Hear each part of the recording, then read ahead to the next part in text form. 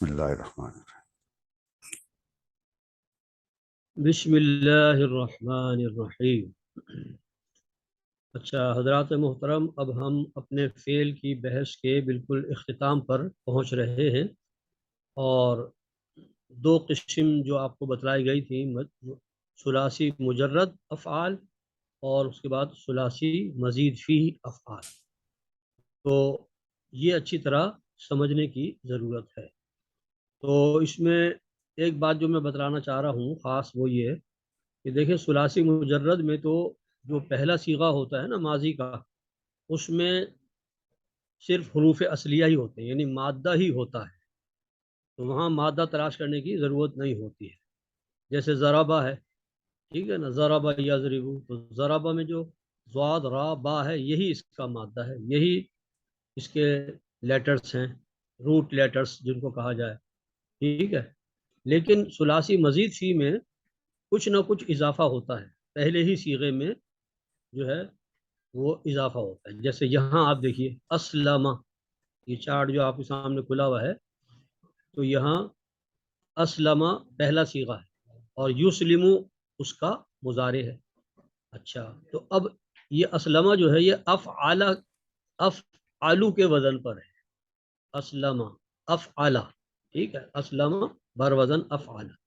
تو اس میں سے آپ مادہ کیسے، یعنی یہ کیسے تعین کریں گے کہ اس کے حروف اصلی کون سے ہیں اور زائد کون سے ہیں، ٹھیک ہے نا؟ تو اس کا طریقہ یہ ہے کہ فا عین لام کی جگہ جو حروف آ رہے ہیں نا وہ اصلی ہے اور اس کے علاوہ زائد۔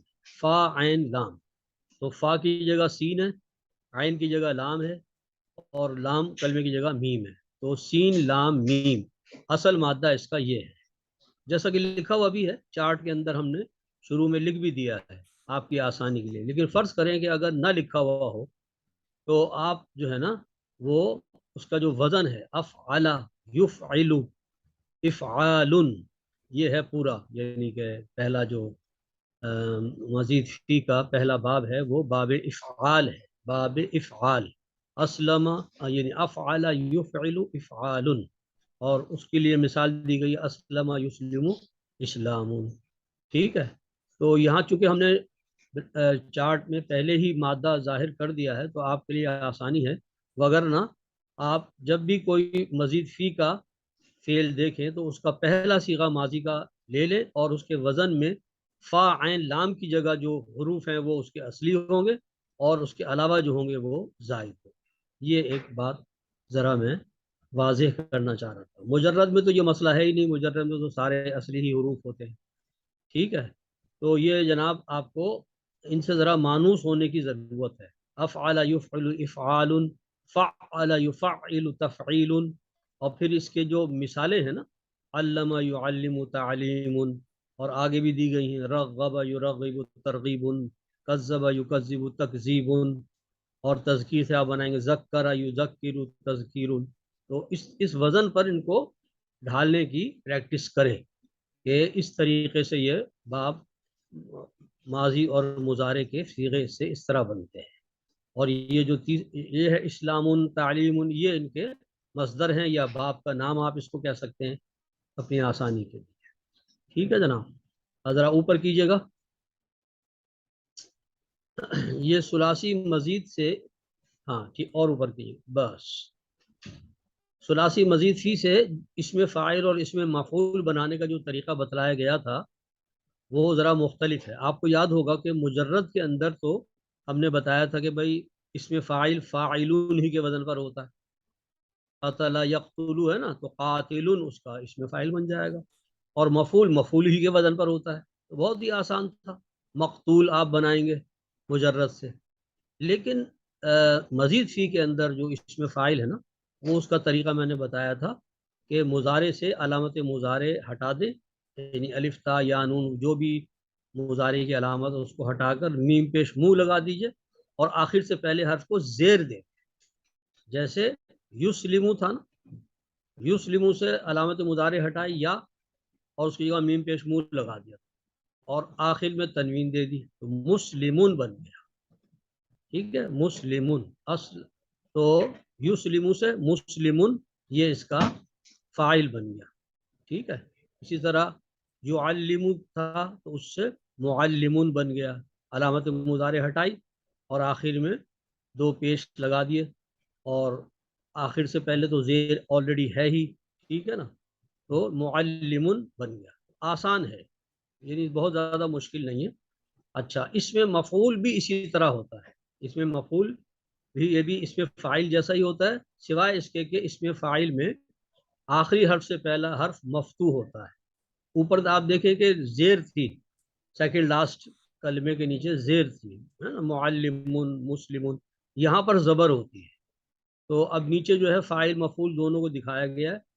फ़ाइल जैसे मुकरिमुन, मुनक़लिबुन, मुअल्लिमुन, मुतफ़क्किरुन, मुअतरिफ़ुन, ये बना के दिखाए हैं आपको फ़ाइल मुख्तलिफ अबवाब से, ठीक है ना। और मफ़ऊल जो इनसे बनता है वो ज़बर आखिर में ज़बर होती है, आखिर से पहले हर्फ पे ज़बर होती है, यानी मुकरमुन, मुनक़लबुन, मुअल्लमुन, मुतफ़क्करुन और मुअतरफ़ुन, ठीक है। अगर मुअतरिफ कहेंगे तो वो फ़ाइल हो जाएगा, और मुअतरफ़ कहेंगे तो मफ़ऊल हो जाएगा, ये है, ठीक है।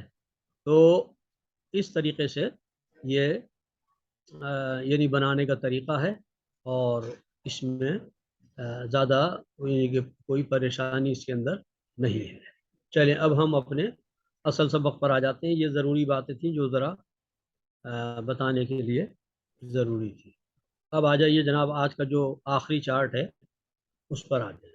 इसका जो उन्वान है वो थोड़ा सा कट गया है, लेकिन वो पढ़ा जा रहा है कि फ़ेल के दुरुस्त इस्तेमाल के लिए काबिल लिहाज पहलू, यानी अब आप जो है ना फेल के तमाम पहलुओं को एक साथ अपने सामने रखेंगे, ताकि आपको अंदाज़ा हो कि फेल को किस किस लिहाज से हम जांच सकते हैं या पहचान सकते हैं। तो हम शुरू से इसको लेते हैं।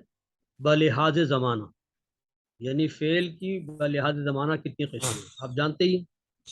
माजी है और मुजारे है, ठीक है ना।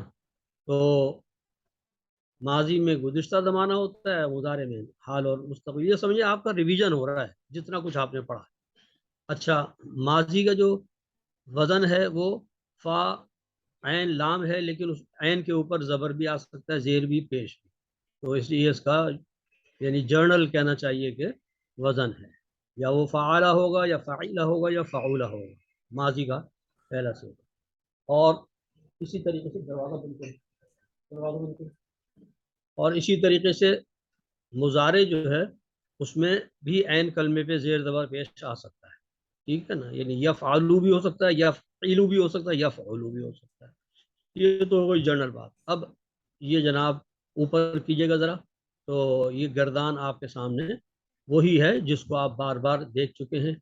फ़आला से गर्दान की गई है, फ़आला यफ़अलु, फ़तह यफ़तहु के वज़न पर हमने ले लिए बतौर मिसाल। यानी आप फ़आला यफ़अलु से भी कर सकते हैं गर्दान, फ़आला यफ़इलु से भी कर सकते हैं, ठीक है ना। जो जो चेंजेस हैं वो सब होंगी इसी पैटर्न पर। तो ये पूरी गर्दान लिख दी गई है जनाब। फ़आला फ़आला फ़अलु फ़अलत फ़अलता फ़अलना फ़अलता फ़अलतुमा फ़अल, इसी तरीके से मुजारे की पूरी गर्दान लिख दी गई है। ये क्या है, एक्टिव वॉइसेस आपके सामने माजी और मुजारे के लिख दिए गए। तो बलिहाज ज़माना दो कैटेगरीज हैं, माजी और मुजारे। चलिए आगे चलें। दूसरा पहलू बलिहाज नौइयत। नौइयत का क्या मतलब, यानी वो एक्टिव है या पैसिव, ये इसकी नौइयत। तो अगर वो फाइल की तरफ मंसूब है तो एक्टिव है, और अगर मफऊल की तरफ मंसूब है यानी उसका फ़ाइल नामालूम है तो वो मजहूल है। आप समझते ही हैं एक्टिव पैसिव वॉइस। तो आम वज़न इसका जो है वो ज़रा ऊपर कीजिएगा। माजी के लिए ये फ़आला फ़ाइला फ़अूला जो आप पीछे पढ़ गए हैं, और मुजारा, मुजारे का जो आम वज़न है वो भी आप पीछे पढ़ गए हैं, यफ़इलु यफ़अलु यफ़उल, यानी तीनों शक्लों में ये आ सकते हैं। लेकिन जो इनका मजहूल है उसका एक ही पैटर्न है। ये बड़ी अजीब बात है कि माजी में तो शक्लें फ़आला फ़ाइला फ़अूला तीनों हो सकती हैं, लेकिन उसका जो आप पैसिव बनाएंगे ना वो फ़ुइला ही के वज़न पे बने, और कोई वज़न नहीं, ठीक है ना। तो चाहे ज़रबा हो, चाहे समीआ हो, मुजर्रद के जितने भी अफ़ाल हैं ان سب کا اس طریقے سے آپ بنائیں گے. اور مضارع کے جو اوزان ہیں ٹھیک ہے نا, اس کا بھی ایک ہی طریقہ ہے مجہول بنانے کا, اور وہ ہے یفعل. یفعل ٹھیک ہے. تو اس طریقے سے گویا کہ آپ ایکٹیو سے پیسیو وائس میں ایزیلی جو ہے نا ان کو منتقل کر سکتے ہیں. یہ دوسرا پہلو ہو گیا بلحاظ نوعیت. اچھا اوپر بھی کیجیے گا, نیچے بھی شاید کچھ لکھا ہے اس میں, اوپر کیجیے گا ذرا اس کو. مثالیں لکھی ہیں, ٹھیک ہے, مثالیں لکھی ہیں جیسے سمع سے سمع, فتح سے فتح. حالانکہ دیکھیے سمع ایک الگ باب ہے, سمع یسمع اور فتح یفتح, لیکن ان کا جو مجہول بنا ہے وہ ایک ہی پیٹرن پر ہے.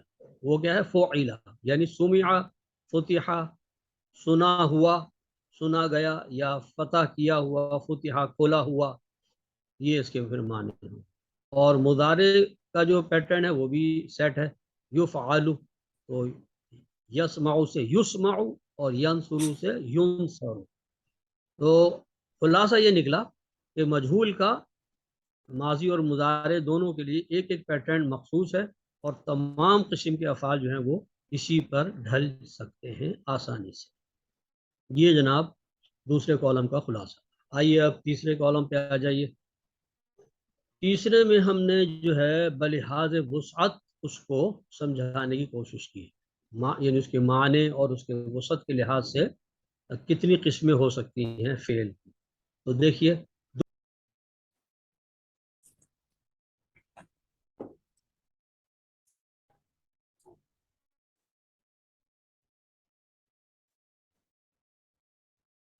اسد بھائی یہ کیا وجہ ہے, آواز کیوں نہیں آ رہی؟ طارق آپ کو آواز آ رہی؟ نہیں, مجھے بھی نہیں آ رہی ہے. اسد بھائی کی آواز جو ہے وہ یہ میوٹ ہو گیا, کیا بات ہے؟ اسد بھائی میوٹڈ ہیں. میں جی ریکارڈنگ ریکارڈنگ روک دیجیے, ریکارڈنگ روک دیجیے. جی جی جی میں پوز کر رہا ہوں. جی ٹھیک, ہماری بات چل رہی تھی بلحاظ وسعت یا بلحاظ معنی, ٹھیک ہے. تو اس میں ہم نے سمجھا کہ دو قسمیں ہیں بلحاظ وسعت, لازم یا متعدی, ٹھیک ہے. تو لازم وہ فعل ہوتا ہے جس میں صرف فاعل کا تقاضا ہوتا ہے, یعنی مفعول کی اس میں ضرورت نہیں ہوتی ہے. اس کی مثالیں ذرا نیچے دیکھ لیجیے گا, اوپر کیجیے گا ذرا اس کو تھوڑا سا. ہاں یہ آ گیا. یہ جو مثالیں ہیں نا, ذہابا, جاء, کروما, یہ فعل لازم کی مثالیں دی ہیں, یعنی وہ فعل جس میں صرف فاعل کا ذکر ہے. ذہابا وہ ایک شخص گیا, جاء وہ ایک شخص آیا, کروما وہ ایک شخص معزز ہوا. تو اس میں ظاہر بات ہے مفعول کی کوئی ضرورت ہی نہیں ہے, جس کا ذکر ہے اسی کی بات ہو رہی ہے. وہ آیا, وہ گیا, وہ معزز ہوا, ٹھیک ہے. لیکن سارے فعل تو ایسے نہیں ہیں. تو کچھ فعل ہوتے ہیں جو متعدی ہوتے ہیں, ان کی ذرا اوپر کیجیے گا, نیچے کیجیے گا. ہاں یہ متعدی وہ فعل ہوتا ہے کہ جس میں مفعول بھی مطلوب ہوتا ہے, فاعل کے علاوہ مفعول کا بھی متقاضی ہوتا ہے. اچھا, اب مفعول کے متقاضی ہونے میں بھی پھر دو قسمیں ہو گئیں, متعدی بیک مفعول, متعدی ب دو مفعول. یعنی بعض فعل وہ ہوتے ہیں جو فاعل کے ساتھ صرف ایک مفعول کا تقاضا کرتے ہیں, ٹھیک ہے. لیکن بعض ایسے ہوتے ہیں کہ جو ایک مفعول نہیں بلکہ دو مفعولوں کا تقاضا کرتے ہیں. وہ کیسے, دیکھیے اب آپ کے سامنے مثالیں موجود ہیں. کتب زید مکتوبا, کتبہ لکھا, زید زید نے یہ فاعل ہو گیا, مکتوبا خط یہ مفعول ہو گیا, ٹھیک ہے نا. اچھا اس جملے میں دیکھیے آپ, بہت ساری باتیں آپ کے لیے سیکھنے والی ہیں. کتبہ فعل ہے, زید فاعل ہے, اور فاعل کی پہچان یہ ہوتی ہے کہ اس پر پیش ہوتے ہیں, ایک پیش ہوگا یا دو پیش ہوں گے, ٹھیک ہے. تو زید یہ پکا پکا فاعل ہے, اور مفعول جو ہوتا ہے نا اس پہ زبر ہوتا ہے. تو مکتوباً دیکھیے زبر آ گیا, اور دو زبر آئے ہیں لہذا الف خود بخود اس میں بڑھ گیا ہے. تو لکھا زید نے ایک خط, ایک ہم اس لیے ترجمہ کر رہے ہیں کہ نکرہ ہے نا, اس لیے لکھا زید نے ایک خط، تو اس میں صرف ایک مفعول کی ضرورت تھی، جملہ مکمل ہو گیا۔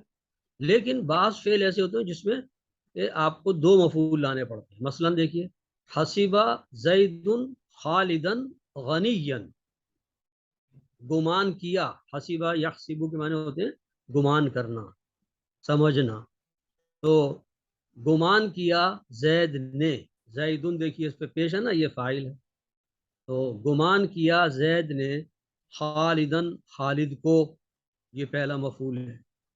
اب جملہ دیکھیے مکمل نہیں ہے، زید نے خالد کے متعلق گمان کیا، بھئی کیا گمان کیا؟ غنیًا، کہ وہ غنی ہے، مالدار ہے۔ تو حسیبہ ایسا فعل ہے کہ جو دو مفعولوں کا تقاضا کرتا ہے۔ حسیبہ زید خالدن غنیًا، گمان کیا زید نے خالد کو غنی، ٹھیک ہے، یہ ہے۔ اچھا اب دیکھیں یہ دونوں جو مثالیں دی گئی ہیں نا، یہ فعل سے شروع ہو رہی ہیں، کتبہ، حسیبہ، ٹھیک ہے نا، اور اس کے بعد پھر فاعل ہے، پھر مفعول ہے، اور اس کے بعد دوسرا مفعول ہے اگر ضرورت ہے تو اس قسم کے جملوں کو جملہ فعلیہ کہا جاتا ہے۔ یہ میں آپ کی معلومات میں تھوڑا سا اضافہ کر رہا ہوں اس موقع پر۔ جو جملے فعل سے شروع ہوتے ہیں اور ان میں آگے فاعل مفعول وغیرہ ہوتا ہے، ظاہر بات ہے وہ تو اس کا ایک حصہ ہے، لیکن اگر وہ فعل سے شروع ہو رہا ہے نا تو اس کو کہتے ہیں جملہ فعلیہ، اور اگر وہ اسم سے شروع ہو رہا ہے تو اس کو کہیں گے جملہ اسمیہ۔ بس اتنی سی بات ہے، ٹھیک ہے۔ اچھا نوٹ ذرا پڑھ لیجئے، فعل لازم میں سے بعض کے ساتھ صلہ لگا کر اسے متعدی بنا لیا جاتا ہے۔ اب ذرا تھوڑی سی نئی ٹرمز آئیں گی تو آپ گھبرائیے گا نہیں۔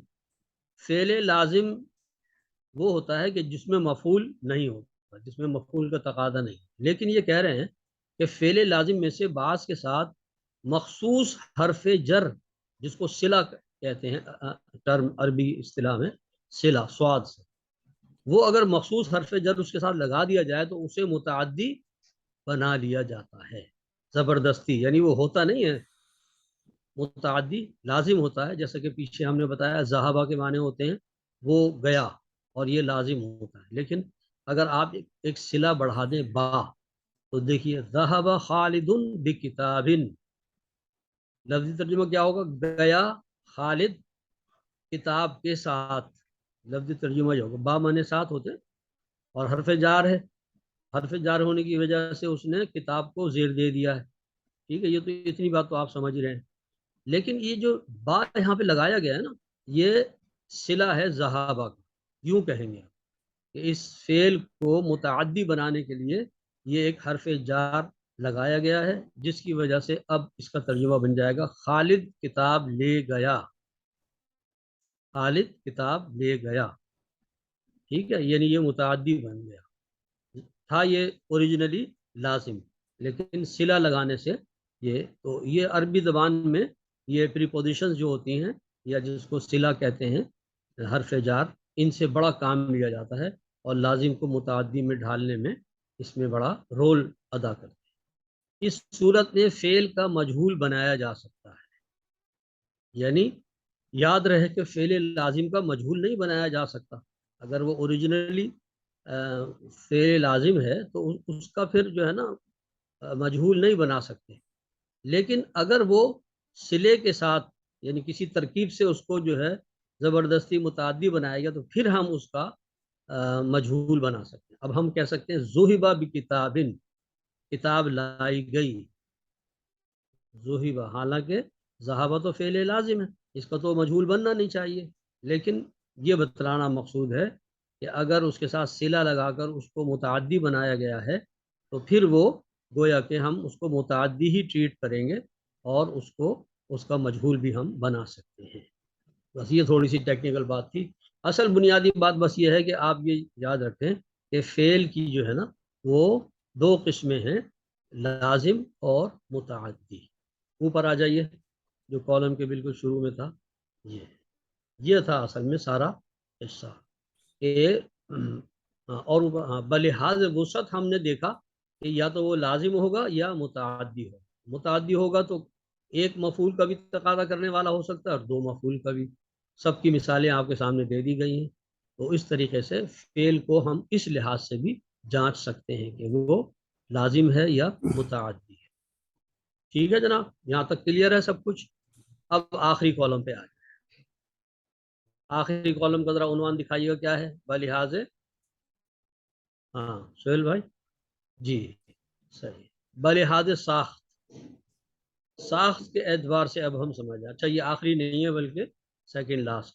ٹھیک ہے, اب ساخت کے لحاظ سے دیکھیے یا تو مجرد ہوگا یا مزید فی ہوگا. دیکھیں یہ سب چیزیں آپ پہلے پڑھ چکے ہیں, ان کو اصل میں کیٹیگرائز کر کے آپ کے سامنے لایا جا رہا ہے کہ جو کچھ آپ پڑھ چکے ہیں وہ کس کیٹیگری میں آتا ہے.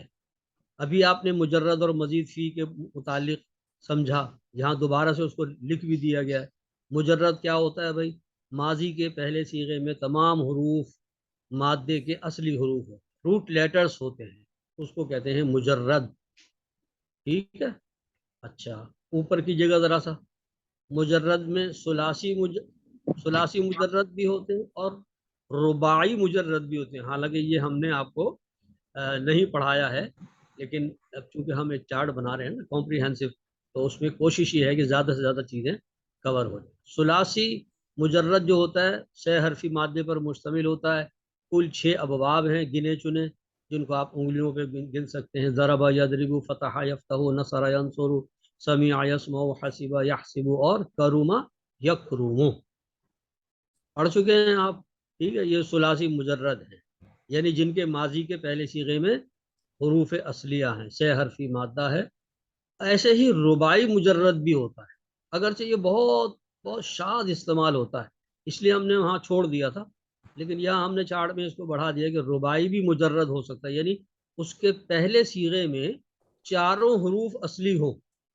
جیسے دحرج, دحرج یدحرج, یہ صرف ایک ہی باب ہے جو زیادہ استعمال ہوتا ہے. لڑھکنا, دحرجہ, لڑھکنا اس کے معنی ہوتے ہیں ٹو اسکرول یا ٹو رول. تو دحرج یدحرج یہ رباعی مجرد کی مثال ہے, یعنی جس کے ماضی کے پہلے صیغے میں 4 حروف اصلی ہیں. دال, ہا, را, جیم, یہ اس کا اصلی مادہ ہے. ٹھیک ہے, یہ تو ہو جناب مجرد کی بات ہے. لیکن مجرد کے علاوہ مزید فی بھی ہوتے ہیں جناب, ان سے بھی آپ انٹروڈیوس ہو چکے ہیں, جن کے ماضی کے پہلے صیغے میں حروف اصلی کے علاوہ کچھ حروف زائد ہوتے ہیں, ان کو مزید فی کہا جاتا ہے. ٹھیک ہے, تو ثلاثی مزید فی کے اہم ابواب یہ ہیں, نیچے ان کو لسٹ آؤٹ کر دیا گیا, پڑھ چکے ہیں آپ.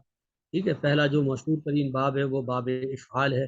افعل یفعل افعال, مثال دے دی تھی اسلم یسلم اسلام. ٹھیک ہے, پھر اس کے بعد ہے فعل, فعل یفعل تفعیل.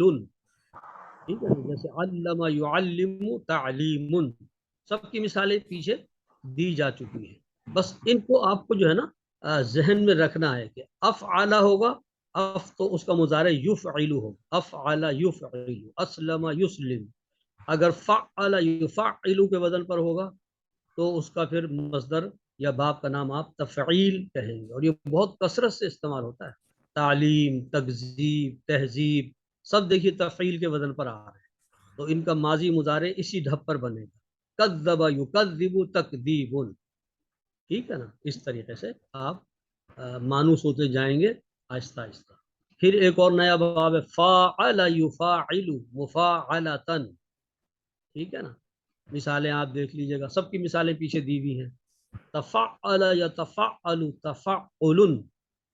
ٹھیک ہے جناب, اور پھر تفاعل یتفاعل تفاعل, اور انفعل ينفعل انفعال. یہ جو باب کے نام ہے نا یہ بڑی اہمیت کے حامل ہیں, ان کو ضرور ذہن نشین کریں. باب تفاعل, باب تفاعل, باب انفعال, باب افتعال. دیکھا نا, افتعال یفتعل افتعال. اب اس میں آپ ایک بات نوٹ کریں کہ دیکھیے افتعال میں فا عین لام اصلی ہے, اور باقی اضافے کتنے اس میں, الف بھی زائد ہے, تا بھی زائد ہے. ٹھیک ہے نا, کیونکہ حروف اصلیہ تو فا عین لام ہی ہوتے ہیں نا. تو افتعال میں جو ہے وہ الف بھی زائد ہے اور تا بھی زائد ہے, اور یفتعل میں جو ہے فا عین لام کے علاوہ جو کچھ ہے وہ زائد ہے. ٹھیک ہے. اور اس طریقے سے مطلب یہ کہ آپ پتہ لگا سکتے ہیں کہ حروف اصلیہ کون سے ہیں اور زائد کون سے ہیں. وزن سے آپ کو پتہ چل سکتا ہے. اسی طرح ایک بڑا مشہور باب ہے استفعال. استفعال استفعل یستفعل استفعال. اس کی مشہور ترین مثال ہے استغفر یستغفر استغفار. دیکھ رہے ہیں آپ اسی وزن پہ ہے نا, استغفر یستغفر استغفار. تو استغفار کا جو لفظ ہے وہ, اچھا اس باب کی خاص بات یہ ہے, باب استفعال کی خاص بات یہ ہے کہ اس میں طلب کے معنی ہوتے ہیں. جتنے بھی افعال اس ڈھب پر آئیں گے نا, یعنی استفعال یستفعل استفعال کے وزن میں, جیسے استغفر یستغفر استغفار, مغفرت طلب کرنا. ٹھیک ہے نا, یہ اس کے معنی ہے. اس میں طلب کا معنی جو ہے وہ ڈومینیٹنگ ہے اور وہ ان بلٹ ہے اس کے اندر.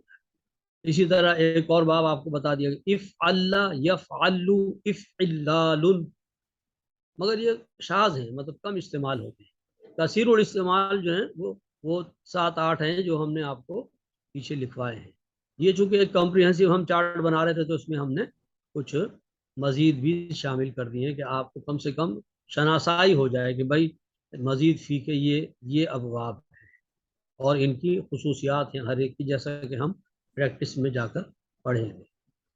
اچھا یہ جو نیچے لکھا ہوا ہے اس نوٹ کو آپ فی الحال چھوڑ دیں, یہ فوٹو اسٹیٹ نوٹس میں سے آپ دیکھیں, کی ضرورت نہیں ہے, وہ آپ یہاں پر سمجھ چکے ہیں.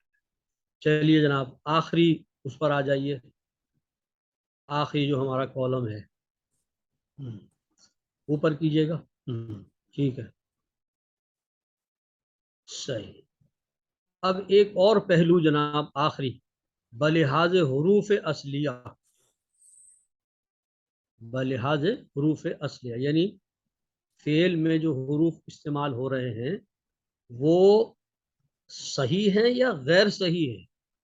یہ بھی ایک نئی اصطلاح آ گئی آپ کے سامنے. صحیح وہ ہوتے ہیں کہ جن میں حروف علت نہ پائے جائیں. حروف علت 3 ہیں, الف واو یا. یاد رکھیے گا یہ الف واو اور یا. یہ جو حروف ہے نا, اگر کسی مادے میں آ جائیں, کسی بھی اسم کے مادے میں اگر الف واو یا میں سے کوئی آئے تو وہ غیر صحیح ہو جاتا ہے, وہ صحیح نہیں رہتا. اس کی وجہ کیا ہے کہ یہ حروف علت جو ہے نا یہ انٹرچینجبل ہیں, ریپڈلی انٹرچینجبل ہیں. سمجھ رہے ہیں نا, مثلا واو ہے, واو سے پہلے اگر زبر ہے نا تو وہ الف میں چینج ہو جائے.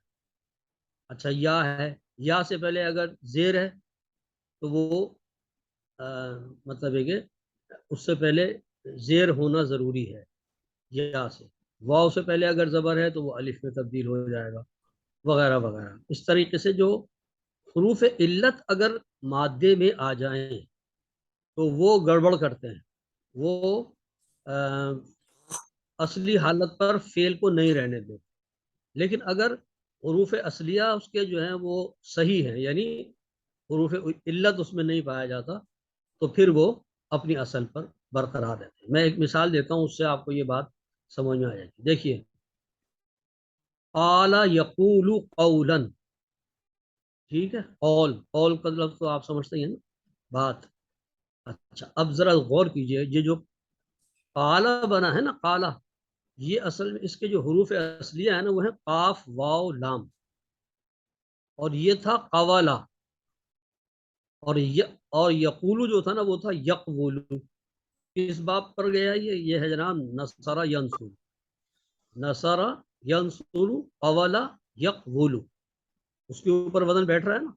اچھا ہے کہنے کو تو یہ مجرد ہے اور باب نصرہ ہے قوالا یقولو, لیکن چونکہ اس کے اندر واو آ گیا ہے حروف علت, تو اب اس کا جو مادہ ہے نا وہ غیر صحیح ہو گیا, یعنی اس کے جو روٹ لیٹرز ہیں وہ صحیح پر مشتمل نہیں ہے. ان کے اندر ایک ایسا حرف آ گیا ہے جو گڑبڑ پیدا کرے گا, اور اس نے گڑبڑ پیدا کر دی. وہ کیسے؟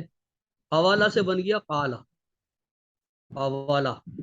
کیوں کہ واو سے پہلے زبر تھا, تو زبر تقاضا کرتا ہے الف کا, وہ حروف علت کو وہ جو ہے نا وہ ناک آؤٹ کر دیتا ہے، وہ ہٹا دیتا ہے. تو قوالا سے بن گیا قالا. اور یقولو جو تھا نا، یقولو، اس میں آپ دیکھیے کہ آف سے واو سے پہلے پیش ہے یقولو. تو کیا ہوا کہ وہ جناب یقولو میں تبدیل ہو گیا. یقولو جو تھا وہ یقولو میں تبدیل ہو گیا. تو قوالا یقولو سے قالا یقولو بن گیا. تو اصل میں قالا یقولو جو ہے نا یہ اپنی اصل شکل پہ نہیں ہے، اپنی اصل شکل پہ نہیں ہے، بلکہ اصل شکل اس کی کیا تھی؟ قوالا یقولو. لیکن چونکہ اس میں حرف علت ہے تو غیر صحیح اس کا مادہ ہو گیا، اس کی وجہ سے اس کے اندر ضرور کچھ نہ کچھ چینج آئے گی. تو غیر صحیح جو مادے ہوتے ہیں، یعنی جو حروف علت میں سے کوئی ایک حرف اگر ان کے مادے میں ہے تو اس کے اندر جو چینج ہوتی ہے نا اس کو کہتے ہیں تعلیل. اس کا ٹیکنیکل جو لفظ ہے نا وہ ہے تعلیل، یعنی اس میں علت پائی جاتی ہے، لہذا اس کے اندر کوئی نہ کوئی چینج ضرور کی جائے گی تاکہ یہ پڑھنے میں لکھنے میں زبان پر آسانی کے ساتھ چڑھ جائے. جیسے دیکھیں نا، قوالا یقولو کے مقابلے میں قالا یقولو کہنا آسان ہے.